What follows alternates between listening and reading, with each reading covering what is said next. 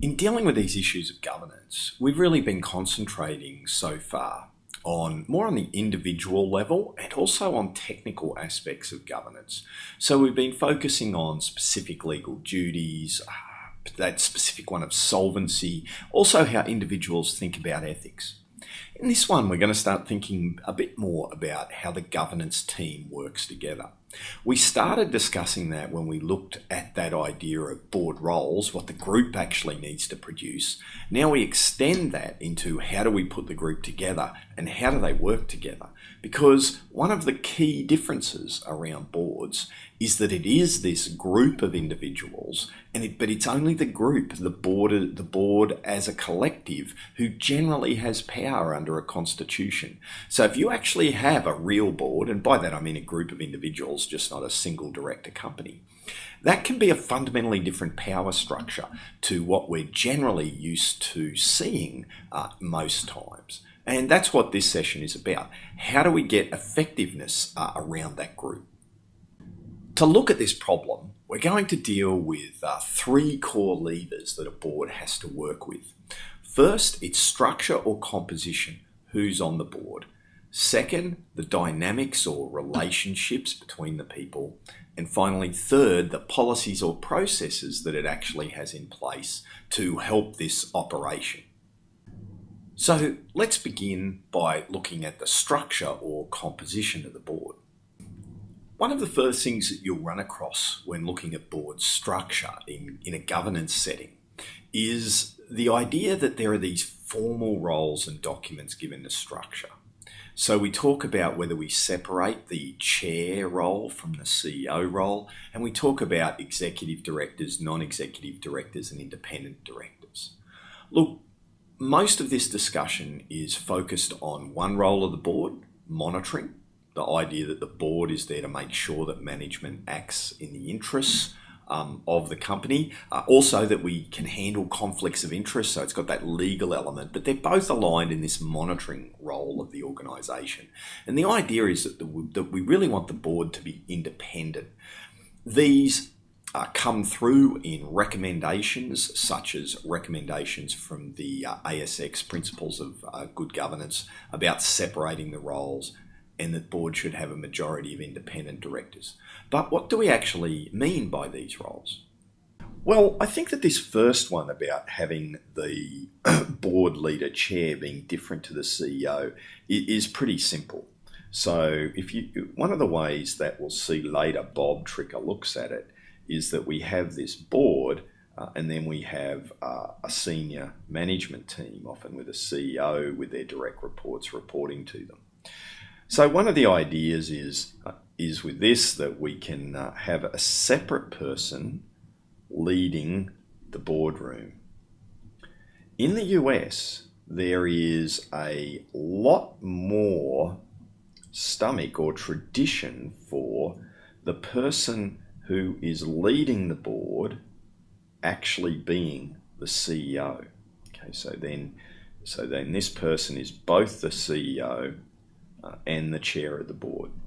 Obviously, if they're separated, and by the way, that person might be a board member or not be a board member, but if we separate them, we have this check and balance, so that we don't have one person having a lot of power, particularly formal power, the power to run the process of the board, which is meant to be checking what management is doing as one of its core roles.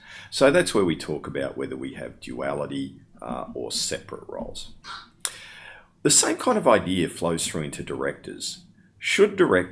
How many full-time executives should we have serving on the board? They're executive directors. Or how many part-timers or outsiders is another term that gets used here.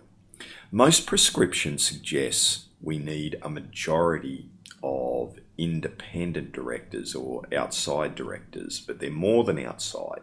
So if we use Venn diagrams, we have the universe of potential directors, then our executive directors can't be a non-executive directors, right? You can't work full-time and work part-time. You can only be one or the other.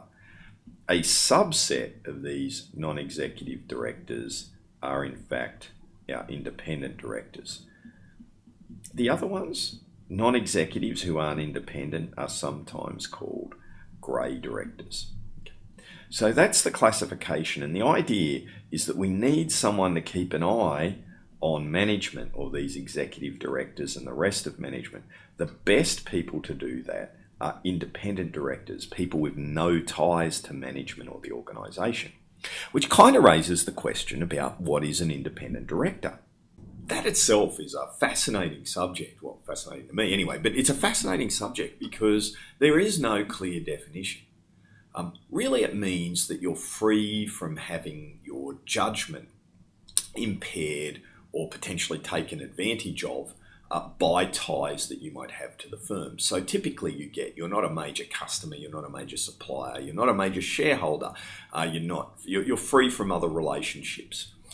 And it's this idea of mental bias or corruption in the decision process, which is central to law and to agency theory. One of the interesting things is that these ideas of free from bias then get translated into structural measures, or how do we actually measure this? And so that's what we have here in this slide from the ASX. But what I've put in place are 3 boxes outlining what an independent director is, or should I say, what are the indicators of independence that have been in 3 different versions of the ASX principles. So you can see that the definition changes. It's not static, even from one body providing these recommendations. Some remain the same. A classic difference is this, number 6. In the first iteration, it was about if you'd served for a certain length of time, you might be not independent. Then in the second version, it's not in there, it disappears. And then in the third version, we start to see that it comes back again. So we have this idea of whether you've served for too long a period of time, you'll no longer be independent, going in and out of vogue as a focus or an indicator of independence.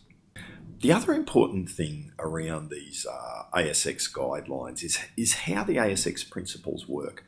They're actually a comply or explain regime, which means you don't have to have a majority of independent directors. You just have to explain why you don't if you don't. And companies use reasons such as we get a better skill set.